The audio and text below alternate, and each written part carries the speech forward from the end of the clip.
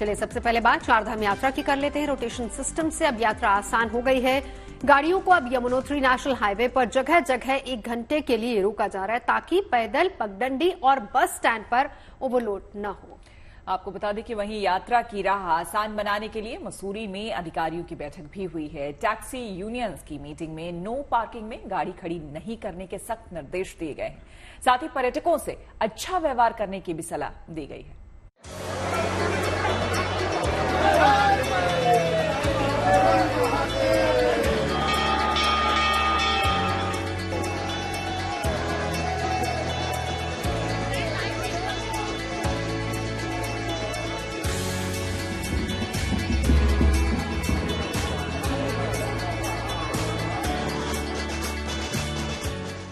ये महज 4 धाम नहीं, अध्यात्म, आस्था, भक्ति और विश्वास के वो 4 स्तंभ हैं जिन पर भारतीय धर्म, संस्कृति और परंपरा की समृद्ध विरासत टिकी है।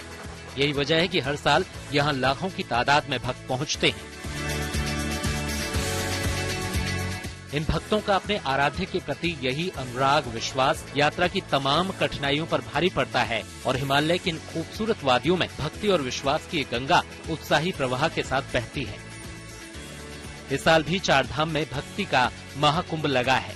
हर ओर श्रद्धालुओं का रेला है, बोल बम का जय घोष है, हर तरफ उत्साही भक्तों का शोर है। केदार घाटी से आई ये सबसे ताजा तस्वीरें देखिए। श्रद्धालु बाबा केदार के दर्शन कर खुद को धन्य मान रहे हैं। बेशक कुछ एक दुश्वारियां हैं, लेकिन प्रशासन का मानना है कि इन्हें जल्द दुरुस्त कर लिया जाएगा। बहरहाल इन भक्तों में प्रशासन के इंतजामों को लेकर संतुष्टि है। पहले हम मंदिर के सामने से लगते थे, जो भी लाइन वगैरह लगती थी, बट इस बार इन्होंने काफी बढ़िया करा प्रशासन ने। सारा कुछ बढ़िया आराम है, साफ सुथरा ये चीजें हैं, पानी की सुविधा है कंटिन्यू आपको मिलती जा रही है, शुद्ध शौचालय आपको कंटिन्यू मिलती जा रही है। पूरे देश में चारधाम यात्रा को लेकर उत्साह है। अब तक 25 लाख से ज्यादा श्रद्धालु चारधाम यात्रा के लिए रजिस्ट्रेशन करा चुके हैं, जिसमें सबसे ज्यादा केदारनाथ धाम के लिए 8,32,000 से ज्यादा रजिस्ट्रेशन हुआ है। वहीं यमुनोत्री धाम के लिए 3,82,000 से ज्यादा रजिस्ट्रेशन कराए गए हैं, जबकि गंगोत्री धाम के लिए 4,37,000 रजिस्ट्रेशन हुआ है और बद्रीनाथ धाम के लिए 7,38,000 से ज्यादा रजिस्ट्रेशन की जानकारी मिली है। इतनी बड़ी तादाद में श्रद्धालुओं के पहुंचने से प्रशासनिक मशीनरी कुछ देर के लिए लड़खड़ाई जरूर, लेकिन अब व्यवस्था तेजी से पटरी पर लौट रही है। ट्रैफिक को कंट्रोल करने के लिए रोटेशन व्यवस्था लागू की गई है। यमुनोत्री नेशनल हाईवे पर जगह जगह 1-1 घंटे के अंतराल के लिए यात्रियों के जत्थे को रोका जा रहा है, जिससे यमुनोत्री धाम की पैदल, पगडंडी और बस स्टैंड पर ओवरलोड न हो। यही व्यवस्था सख्ती से बाकी तीनों धामों में भी लागू की जा रही है ताकि एक जगह भीड़ जमा न हो और व्यवस्था न बिगड़े। वहीं शासन स्तर पर 3 अधिकारी अपने अपने जिलों में चल रही यात्रा व्यवस्थाओं की मॉनिटरिंग कर रहे हैं। साथ ही वो जिला अधिकारियों से फीडबैक लेकर चारधाम यात्रा को सुगम बनाने की हर मुमकिन कोशिश कर रहे हैं। यही नहीं, चारधाम और पर्यटन सीजन के चलते मसूरी पहुंचने वालों को अब जाम से कुछ हद तक निजात मिलेगी। दरअसल यहाँ मसूरी की ट्रैफिक व्यवस्था पर फोकस किया जा रहा है, जिसके तहत पुलिस अधिकारियों ने मसूरी टैक्सी यूनियन और व्यापारियों के साथ बैठक कर कुछ ठोस विकल्पों पर काम शुरू किया है। चारधाम यात्रा और मसूरी सीजन के दृष्टिगत आज थाना मसूरी में होटल एसोसिएशन और व्यापार मंडल के पदाधिकारियों द्वारा मीटिंग ली गई और मसूरी के जो मुद्दे हैं उन पर चर्चा की गई, जैसे पार्किंग का है, वन वे का है, इस पर चर्चा की गई है। तो सकारात्मक सभी लोगों का रिस्पॉन्स रहा है और कुछ लोगों के सुझाव दिए गए जिन पे इस दौरान काम किया जाएगा और यात्रा को सुगम और सुरक्षित बनाने का पूरे प्रयास किए गए। फिलहाल उत्तराखंड में चारधाम यात्रा हो या फिर टूरिस्ट सीजन, इनको लेकर की गई तमाम सुविधा व्यवस्था पटरी पर है। साथ ही प्रशासन श्रद्धालुओं से भी सहयोग की अपील कर रहा है ताकि नियमों का पालन कर सभी को सुगम दर्शन प्राप्त हो। मसूरी से सागर शर्मा, केदारनाथ से प्रवीण सेमवाल और गंगोत्री यमुनोत्री से गुंजन दीक्षित के साथ bureau report, good news today.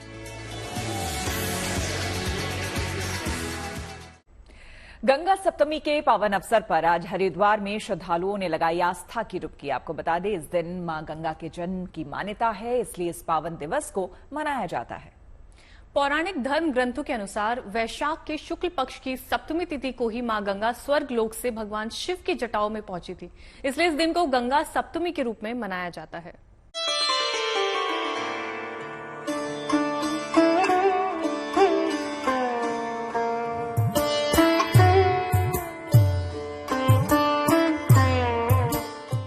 Mahadev के जटाओं में है जिनका वास, जिनके दर्शन से कट जाते हैं सारे पाप, जिनके स्पर्श मात्र से हो जाता है सब पवित्र, उन पतित पावनी और पुण्यदायिनी माँ गंगा का जन्म दिवस मनाया जा रहा है।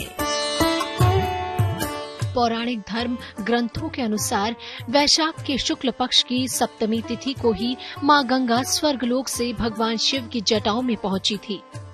इसीलिए इस दिन को गंगा सप्तमी के रूप में मनाया जाता है। आज इस मौके पर हरिद्वार में भक्तों की भीड़ उमड़ी। मां गंगा की गोद में श्रद्धालुओं ने आस्था की डुबकी लगाई और तमाम कष्टों का नाश कर मोक्ष की प्राप्ति की। मान्यता है कि गंगा सप्तमी के दिन मां गंगा के दर्शन और पूजन से जन्म जन्मांतर के पाप नष्ट हो जाते हैं। सब लोग हम कर्नाटक से आए हैं, बहुत धूमधाम से गंगा जी का स्नान कर रहे हैं। आज गंगा जी का जन्म स्नान है, आज पुण्य का दिन है, तो इससे हम सुबह आके 5 बजे गंगा जी की आरती वगैरह की, आरती का दर्शन करके आज गंगा जी का स्नान करके दूध चढ़ा के पुष्प फूल प्रसाद चढ़ा के उसका आज हमने आनंद लिया है। गंगा सप्तमी पर गंगा पूजन से मांगलिक दोष में विशेष लाभ होता है। मान्यता है कि इस दिन गंगा पूजन का भी विशेष महत्व है। गंगा सप्तमी पूजन विधि। गंगा सप्तमी के दिन सूर्योदय काल में उठें। इस दिन संभव हो सके तो गंगा नदी में स्नान करें। स्नान के बाद गंगा जल से सर्वप्रथम सूर्यदेव को अर्घ्य दें। इसके बाद ओम श्री गंगे नमः का उच्चारण करते हुए मां गंगा को अर्घ्य दें। गंगा नदी में तिल का दान करें। गंगा घाट पर पूजन करें। गंगा के बाद अपने सामर्थ्य अनुसार ब्राह्मणों और जरूरतमंदों को दान दें। यूं तो हमेशा से ही मां गंगा की गोद में डुबकी लगाने से परम पुण्य की प्राप्ति होती है, लेकिन गंगा सप्तमी पर मां गंगा में स्नान कर फल कई गुना बढ़ जाता है। Bureau report, good news today. Assam के डिब्रूगढ़ में सोनोवाल कछारिया की ओर से पारंपरिक बहुआ नृत्य का आयोजन किया गया। ये नृत्य भगवान शिव पर आधारित है। इस नृत्य में असम की परंपरा और संस्कृति की झलक देखने को मिलती है। असम के डिब्रूगढ़ जिले में सोनोवाल जनजाति हर साल इसी वक्त इसका आयोजन करता है।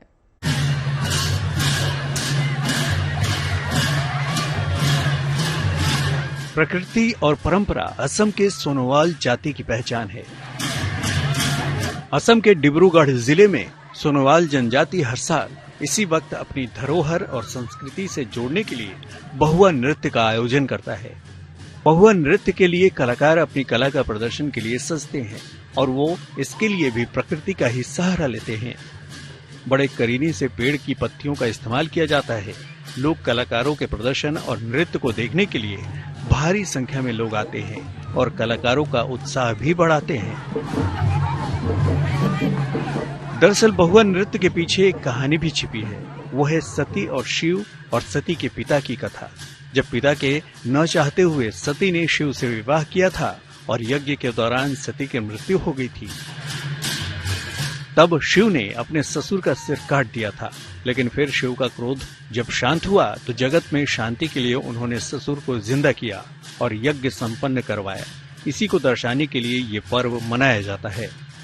शिवों को शांति, शिवों को संतुष्ट रखने के लिए ये जो बहुआ नृत्य पालन करता है। हर साल में एक जमलगांव एक जमीरा में इसी करता है और सुनत समाज से शांति और सुरक्षा और बीमार वजह नहीं होने से भगवान शिवों को संतुष्ट रखने के लिए ये उत्सव पालन करता है। असम में कई जनजाति के लोग रहते हैं और सबकी अपनी संस्कृति है, अपनी परंपरा है, लेकिन सबका जुड़ाव प्रकृति से है और सभी प्रकृति को बड़ा सम्मान देते हैं। Bureau report, good news today.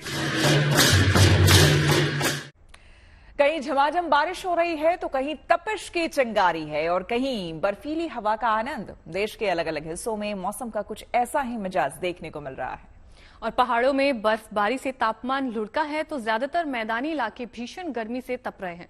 वहीं महाराष्ट्र और गुजरात में कई जगह बेमौसम की बारिश हुई है।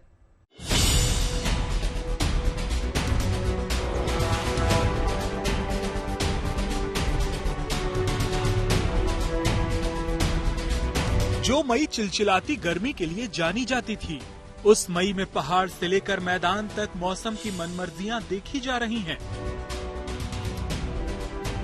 जब चिलचिलाती गर्मी होनी चाहिए तो मई में कई जगहों पर झमाझम बारिश हो रही है। पहाड़ों पर बर्फीली फिजाएं हैं, तो कुछ मैदानी इलाकों में बारिश की फुहारें राहत के पैगाम लेकर आई हैं। लेकिन दिल्ली समेत उत्तर भारत का ज्यादातर इलाका इन दिनों चिलचिलाती धूप और सूरज की तेज तपिश से रूबरू है।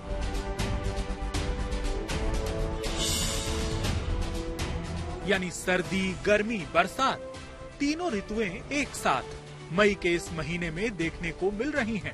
मई का महीना यानी भीषण गर्मी का महीना, और इस एक महीने में मौसम मनमानी करता नजर आ रहा है। सबसे पहले बात करेंगे दिल्ली एनसीआर की। तापमान फिलहाल 42 डिग्री है, लेकिन आने वाले दिनों में दिल्ली वालों को राहत नहीं मिलने वाली है। तापमान 44 डिग्री पार भी हो सकता है।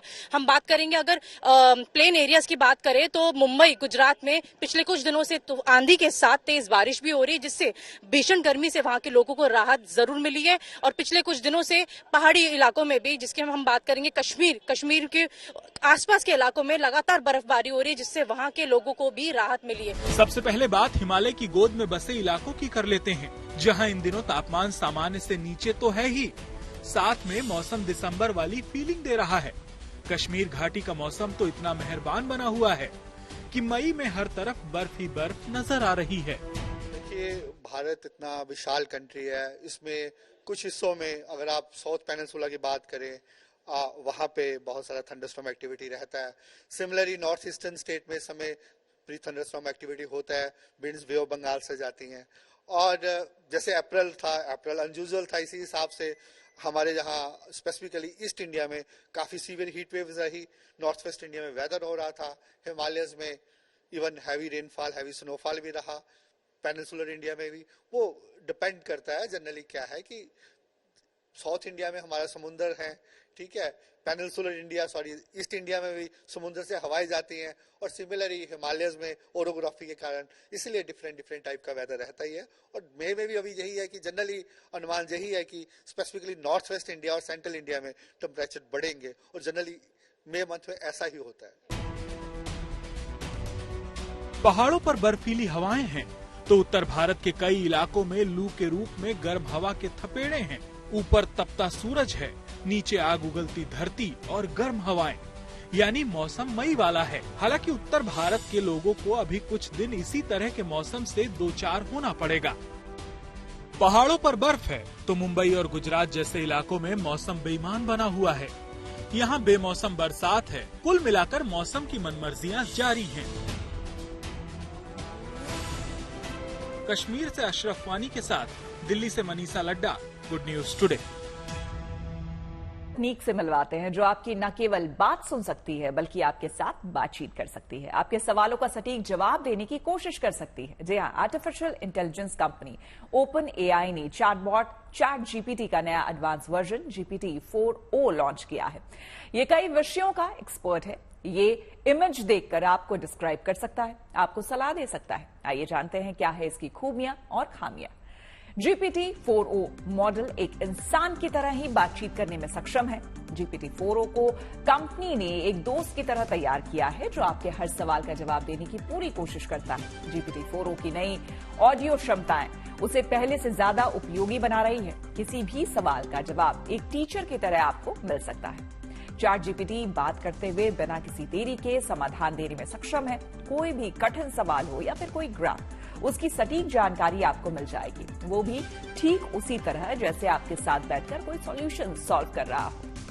इसी स्पोर्ट्स की कर लेते हैं। लंदन में 2 स्काई डाइवर्स ने हैरत अंगेज उड़ान भरकर हवाई गोताखोरी में एक नया रिकॉर्ड कायम कर दिया है। मशहूर टेम्स नदी के ऊपर 3000 फीट की ऊंचाई से दोनों स्काई डाइवर्स ने जंप लगाई और अपनी विंगसूट फ्लाइट्स के जरिए 246 किलोमीटर प्रति घंटे की रफ्तार से टावर ब्रिज के नीचे से गुजरे।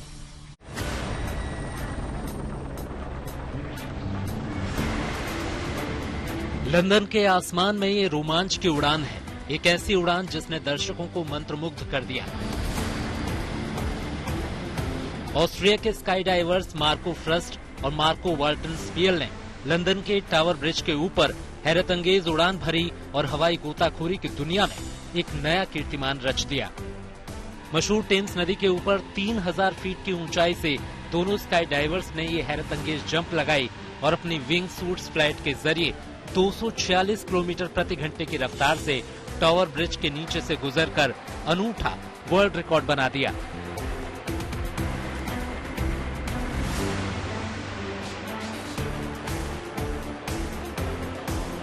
ये दोनों स्काई डाइवर्स लंबे वक्त से इस एडवेंचर डाइव को अंजाम देने की तैयारी कर रहे थे और जब इस अंदाज में इनकी मेहनत दुनिया के सामने आई तो दर्शक कहने को मजबूर हो गए कि स्काई डाइवर्स हैं या सुपरमैन।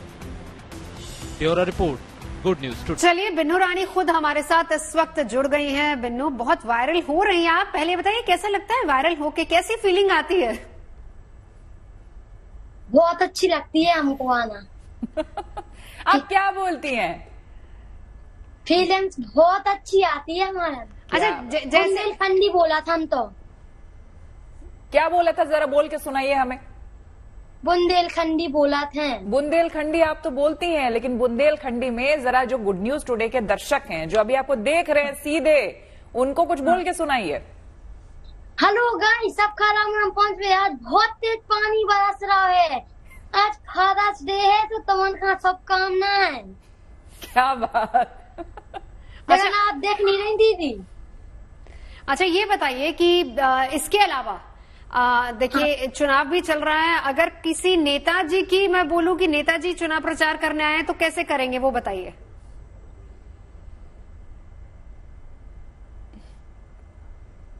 बिन्नू, आपकी आवाज चली गई। हाँ, बताइए, नवजोत पूछे सवाल। हाँ बताओ। नेताजी चुनाव प्रचार करेंगे तो कैसे करेंगे, बताइए। सब जने वोट दो, सबसे यही से न चाय पीने न माए पीने जाके वोट दो, हर काम छोड़ो, सबसे पहले वोट दो। ये तो अच्छी बात है। अच्छा, ये बताइए आपकी एज क्या है, क्या उम्र है आपकी, कौन सी क्लास में पढ़ती हैं आप? हाँ, 5 में पढ़ा। 5 में पढ़े।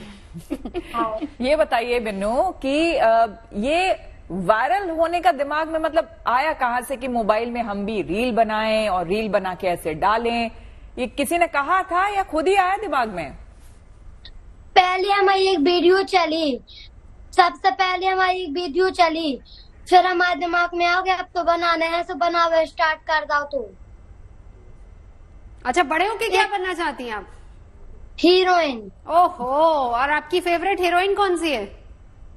जो को भी हमारे फोन में देखा जो अच्छी लगती है, हमारी फेवरेट। क्या बात है। कोई पर्टिकुलर या फिर आप अपनी फेवरेट है? हम अपने ही खुद ही के यार। क्या अच्छा, बात। फिल्में देखती हैं आप? हाँ। कौन सी फिल्म सबसे अच्छी लगी? हमें गदर। कौन सी? गदर। हाँ, गदर 2। तो अच्छा, आपको अगर मान लीजिए कल को मौका मिलता है, बंबई से फोन आता है और आपको कोई डायरेक्टर बोलते हैं कि चलिए हमारी फिल्म में काम करिए, हीरो कौन होना चाहिए? हमको सलमान खान। अरे वाह, क्या बात। मुझे लगी रहा था सलमान खान फैन पक्का होंगी। चलिए, बहुत बहुत शुक्रिया आपका बिन्नू, हमारे साथ जुड़ने के लिए, ढेर सारी बातें करने के लिए, और हम सबकी तरफ से ढेर सारी शुभकामनाएं आपके भविष्य के लिए। बीच बहुत कुछ हमने सेलिब्रेट भी किया है और हर पर्व त्योहार जितने भी फेस्टिवल्स होते हैं वो सब आपको गुड न्यूज टुडे कितने ग्रैंडनेस से दिखाता है ये तो आपको पता है। चूंकि मदर्स डे था तो एक शेर याद आ रहा है, वो मैं आपको सुना देती हूं कि चलती फिरती आंखों से अज़ा देखी है, मैंने जन्नत तो नहीं देखी, माँ देखी है। क्या बात है। क्या बात है, वाह वाह। देखिए, इसी तरह हंसते हुए मुस्कुराते हुए कल आपके साथ फिर होगी मुलाकात। बिल्कुल, कल शाम 5 बजे जब हम और आप बैठेंगे, चाय पियेंगे, अच्छी अच्छी पॉजिटिव खबरें हम लेकर आएंगे आपके लिए।